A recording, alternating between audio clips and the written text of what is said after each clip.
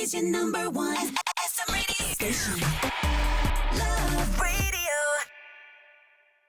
Gid na tagahanga ni Nicole Yala. Chris Chuper! Kasama ang nag-iisang die-hard fan ni Chris Chuper. Nicole Yala!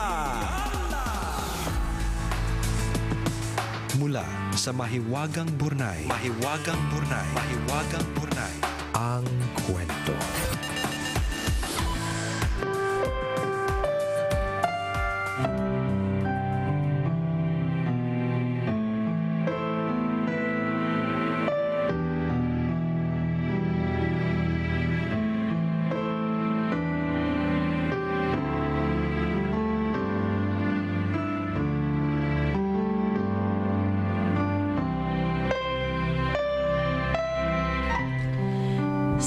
Years old ako noon nang tumira ako sa bahay ng tiyuhin ko sa Cavite.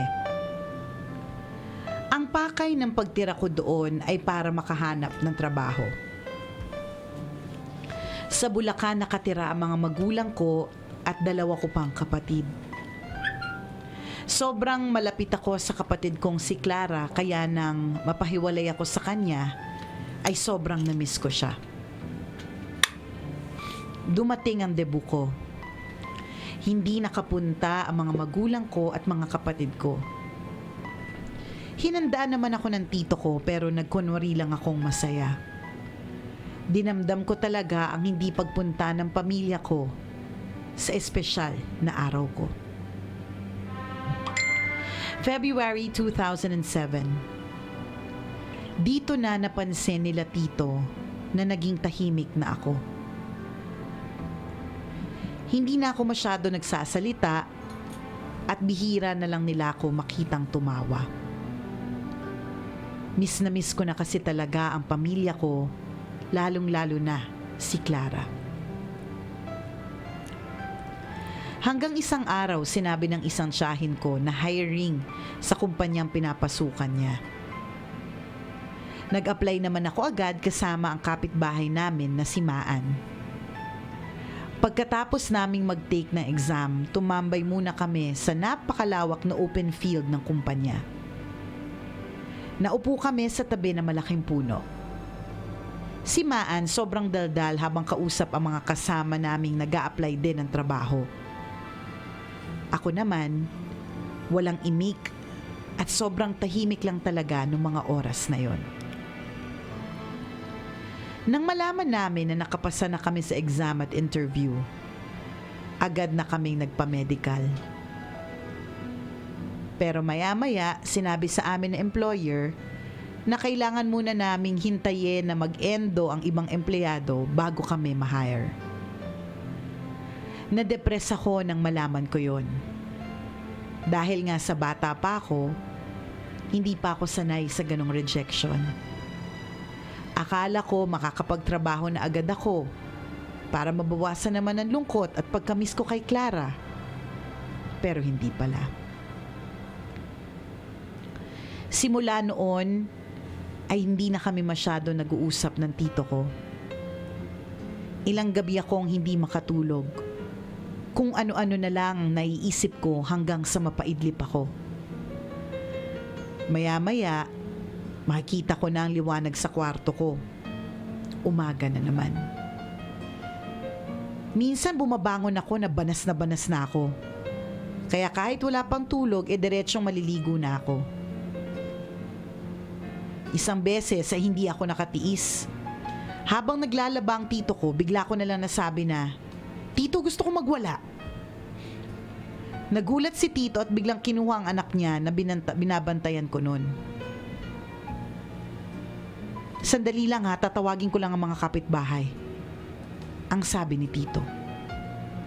Halata ko ang takot sa mga mata niya nang sinabi niya yun sa akin. Nang makalabas na siya ng bahay ay doon ako sumigaw ng sumigaw. Hindi ko maintindihan ang sarili ko.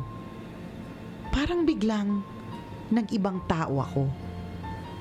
Nag-iba ang boses ko na parang boses ng lalaki. Ayan na.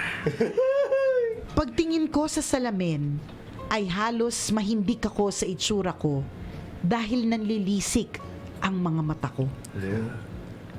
Napaupo ako sa sofa at napatingin sa kisame.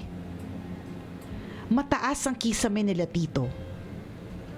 Bigla kong naisip, ano kayang pakiramdam ng nakabitin sa kisame na yun?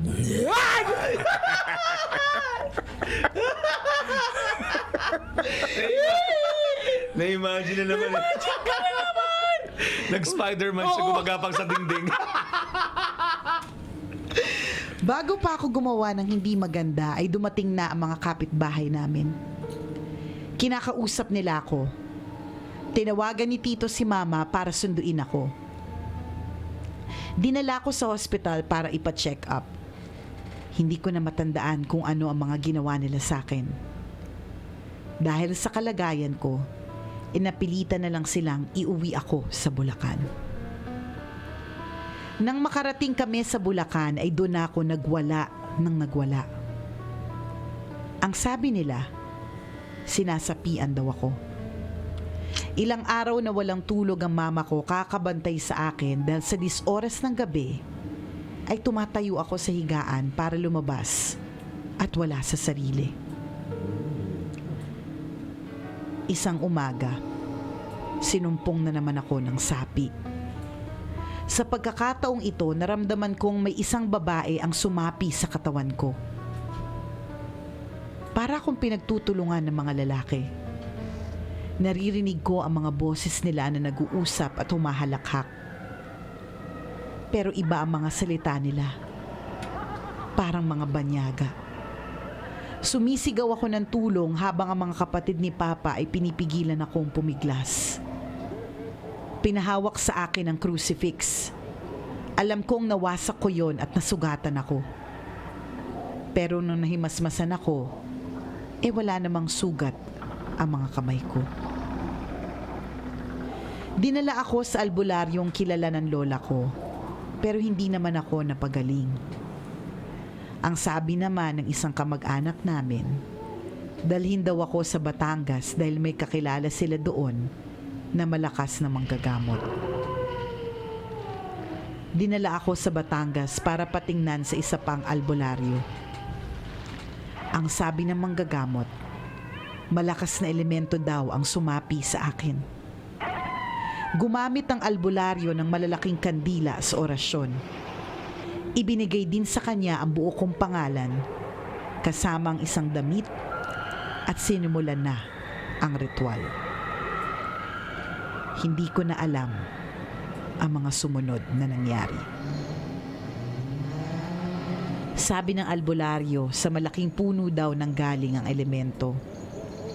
At ang madalas na mabiktima ng sapi ay yung mga tahimik na tao. Ala? Hoy! Mahingi kaya kami tapos. Ang ingay kaya namin! Di ba maingay tayo? Sino may sabi tahimik tayo? Bigla ko tuloy na alala yung malaking punong tinambayan namin nung nag-a-apply kami ng trabaho. Kinumpirma ng tiyahin ko na ang kinatitirikan daw ng opisina nila ay dating tapunan ng mga salvage victim. Naalala ko tuloy yung babaeng sumapi sa akin. Doon siguro siya itinapon pagkatapos siya lapastanganin at patayin. Sabi pa ng tiyahin ko, marami pa raw kababalaghan na nangyayari sa opisina nila, lalo na pag night shift. Minsan may maririnig silang batang umiiyak sa CR.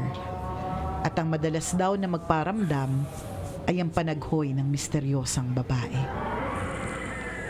Pero tunay ngang kapag anak ka ng Diyos, ay hindi kanya pababayaang mapahamak sa kamay ng mga demonyo. Sa tulong ng taimtim na pagdarasal at pagmamahal ng pamilya ko, ay unti-unti ko ring nalagpasan ang madilim na yugtong ito ng aking buhay. Hindi na ako muling ginambala ng espiritu ng babae. Ngayon ay may asawa na ako at 2 anak. Naibabahagi ko na rin sa mister ko ang sinapit ko dati.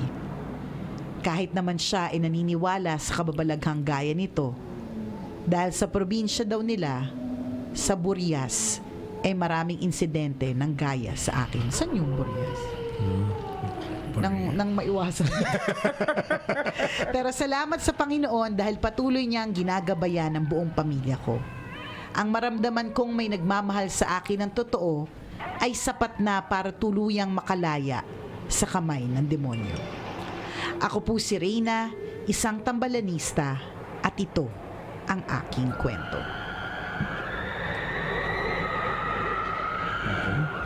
Kaya ako, hindi ako lumalapit Basta ako sa mga... madaldal talaga ako, partner. Hindi naman talaga ako, ewan ko sa'yo, partner, minsan tahimik ka din. Hindi, pero ang Huwag nga sinasabi, kayo, minsan may singaw lang ako. kaya hindi ka nagsasalita, Oo. huwag kang i-judge. Hindi ka tahimik, hindi ka tahimik. Singawin lang talaga ako. Meron akong kakilala na nagsabi sa akin na pag nakakapanood siya ng mga nakakatakot sa bawa sa basta yung mga lalo na pa-Halloween na ganyan. Tapos nakakapanood siya ng mga yung may mga nagpaparamdam. Oo. Ang lagi niya sinasabi, depressed yung taong yan. Lagi niya sinasabing ganun kasi Posible. kasi nga katulad na nangyari dito kay Reyna, kapag ka ikaw yung depressed, yung malungkot na malungkot ka, May pinagdadaanan pwede ka. kasing palibasa itong taong tong kakilala ko napagdaanan niya kasi. Pwede kasing talagang meron na talagang sumasapi kasi totoo naman yun. Huwag tayo hindi maniwala, baka mamaya alam niyo na. Sampulan kayo. Oo, sampulan.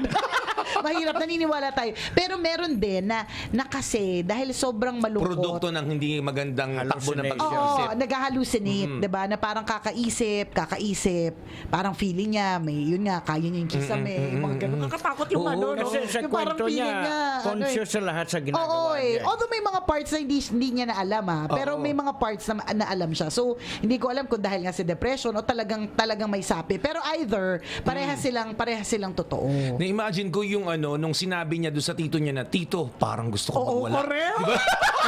Parang siguro kaya natakot yung Oo. tito niya. Di ba? Hindi ko nga Kung ano yung- hindi ko tuloy nabigyan ng hostisya yung sinabi ng tito niya na parang nagmamadali. Kasi Oo. nga, nakita niya na nilisik yung mga mata, Oo, di ba? tas na iba yung boses. Oo. Babae siya, tas naging boses Lalaki. Oh my diba? God. Tsaka para hiklatin ng tito yung anak niya. Correct. At lumabas, ibig sabihin, natakot. Takot na takot talaga at manawag pa ng kapitbahay. Correct. Di ba na-imagine ko ano yung itsura mo noon, ano yung takbo ng isip mo noon. Tama. Hindi, tsaka para isipin mo yung kisame, ano kayong feeling? Oh my God. Hindi na natuloy kasi hindi ko pala kaya. Ay, joke. Na-realize niya, hindi pala ako si Spider-Man. Na-realize niya, depressed lang pala siya. Hindi siya si Spider-Man. Pero of course, the mind is a very powerful tool. Yes. Napaka-makapangyarihan. Kaya nga, kapag ka lagi mong iniisip na malungkot, katulad na nangyari sa kanya, di ba? Ang layo-layo niya kasi sa pamilya.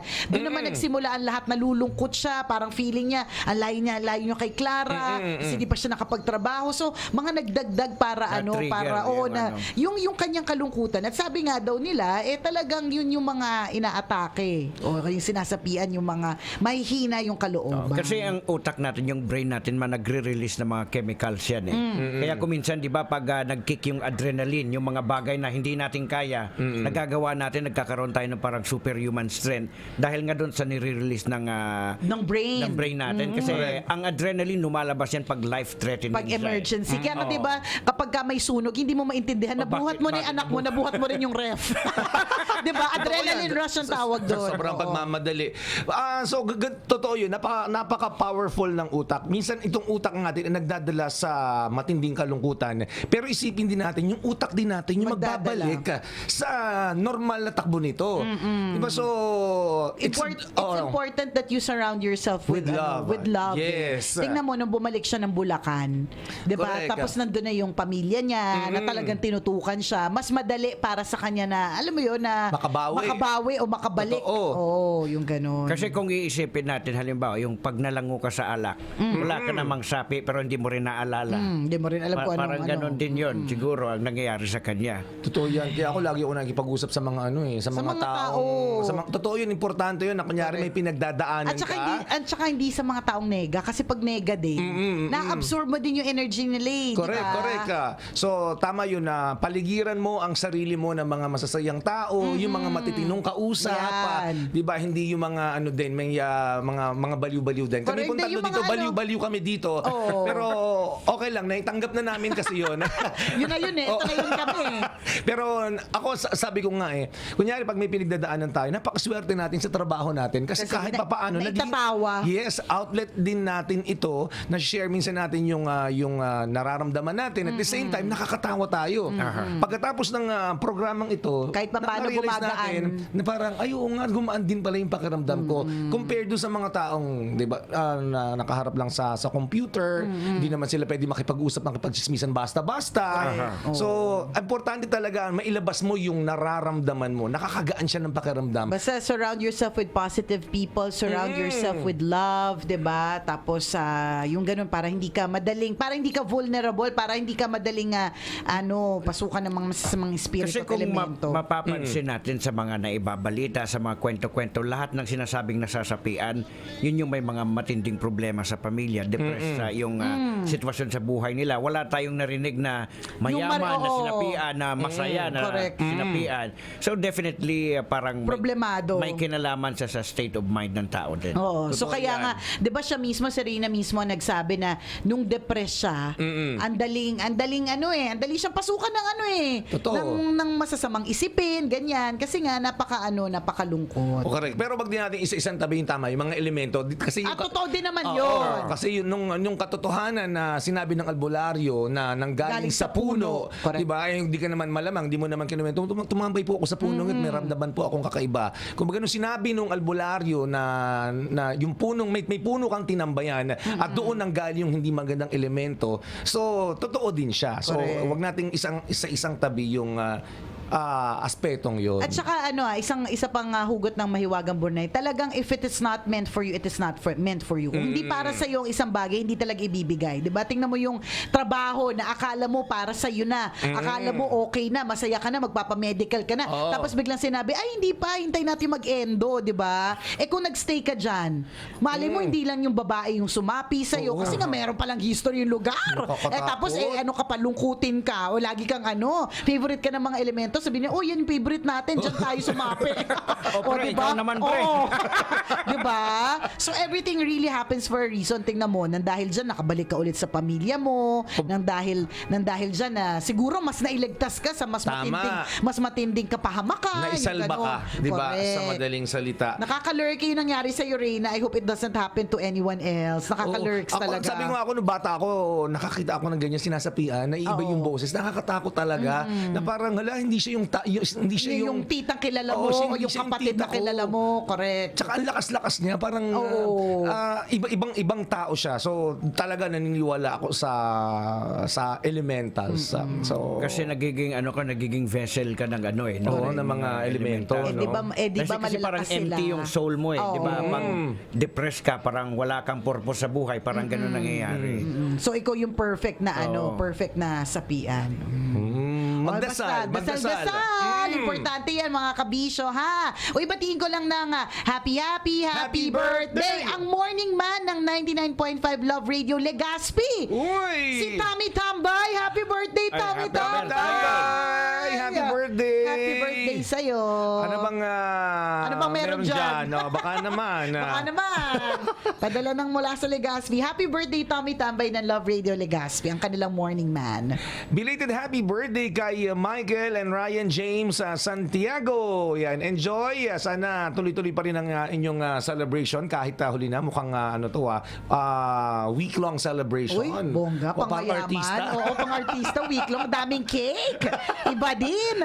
O, ikaw, kabisyo, kung meron ka rin kwento na gustong mong i-share sa amin, pwedeng nakakalurky, katulad ng kwento ni Reyna na nakakatakot, pwedeng nakakalungkot, nakaka-inspire, nakakatawa. Email us, send your stories at mahiwagangburnaystory@gmail.com. Malay mo, kwento mo lang ating pag-uusapan sa mga susunod na araw. Kaya send na. Gotta go mga kabisyo. Enjoy the rest of your day.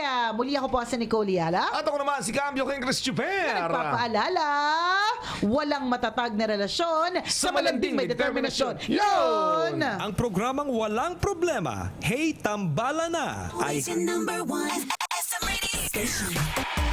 Love Radio. Talaga naman, partner, lutuin mo nga.